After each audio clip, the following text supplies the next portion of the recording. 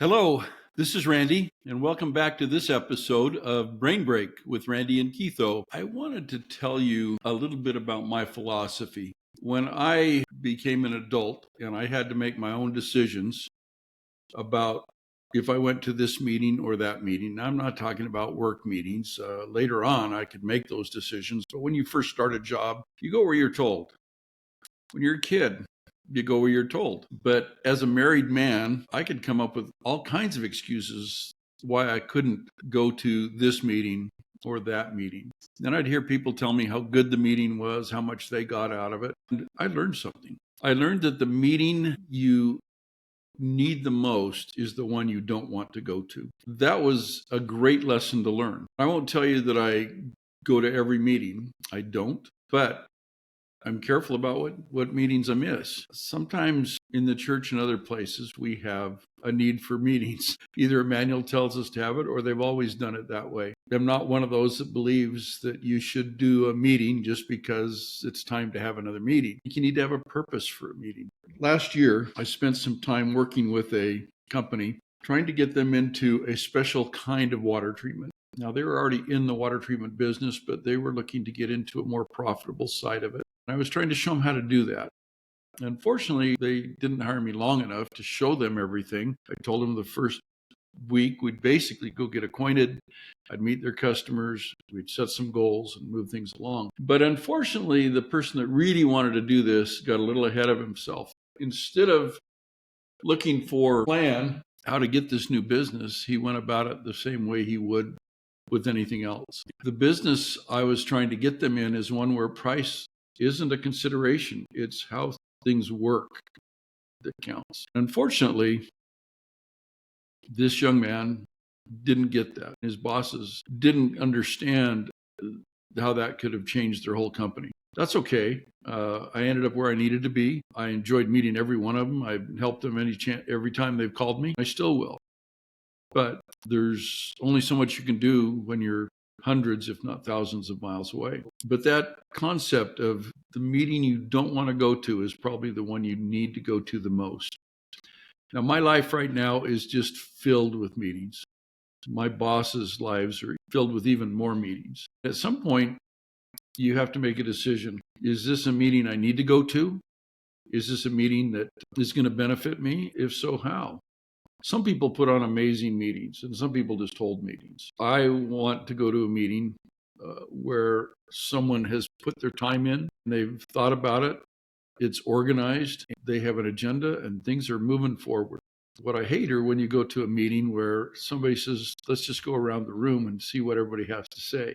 Those meetings don't do much for me, never have. I used to live in a neighborhood where we went camping.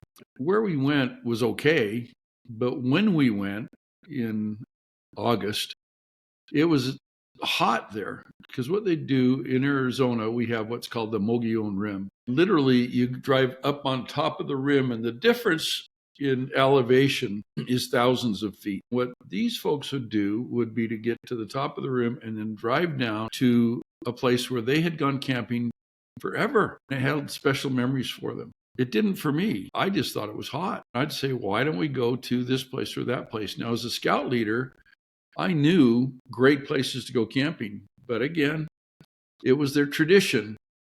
We've always done it this way. Let's not talk about change. This is what we want to do. Well, I couldn't argue with them. I wasn't going to argue with them. But my whole point is sometimes the way we've always done things isn't always the best way to keep doing things. I think I've told the story here before where a community said to me, we use this kind of polymer, but we don't like it. It doesn't work very well. I said, why do you use it? And they said, well, we kind of have to because it's the lowest price polymer. I said, no, you don't. And they said, what do you mean? I says, we'll just write the bid so that they have to meet your expectations. And they said, you can do that? I said, I do it all the time. So we wrote a bid. It's kind of like when you buy a vehicle. You say it's got to be this package and no less.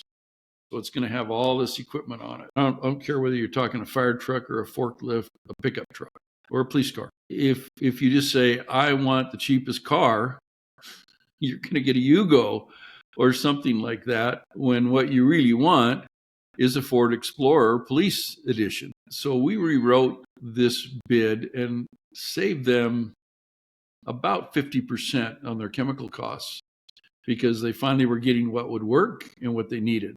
It just totally blew them away. And that was fun. It was fun. And luckily, I was one of the companies that did well on that. The company I worked for at the time, and whenever I've sold, I always sold on quality, not on low price. You could pay me more per gallon or per pound, but you're going to get a lot more out of it. A product that is, say, 40% active is going to outperform a product that's 10% active almost every day, probably by 4 times or more, right? So that's what we tried to do, tried to help people understand.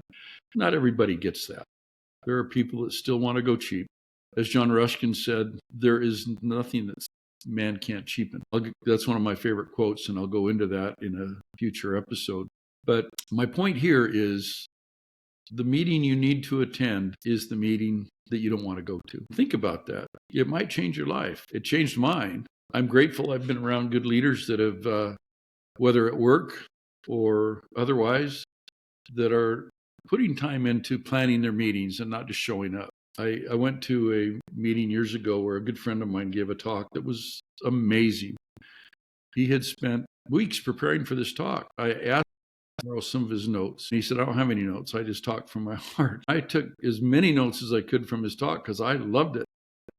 But he didn't have any notes from his talk. It was all extemporaneous. Now, that's great. Some of us can do that. Some can't. But the problem was when I started asking him about the things he said and the facts behind it, and it helped me fill this part in. He couldn't do that. He was talking in the moment. So again, the meeting you need to go to the most is the one you least want to attend. That's my philosophy. It's helped me a lot to make good choices. I wish you the same. Thank you for joining me again for this edition of Brain Break with Randy and Keitho. I hope you will like and subscribe. Please send us your comments and tell your friends and family about us if you would. Sure appreciate you. Hope you have a great day.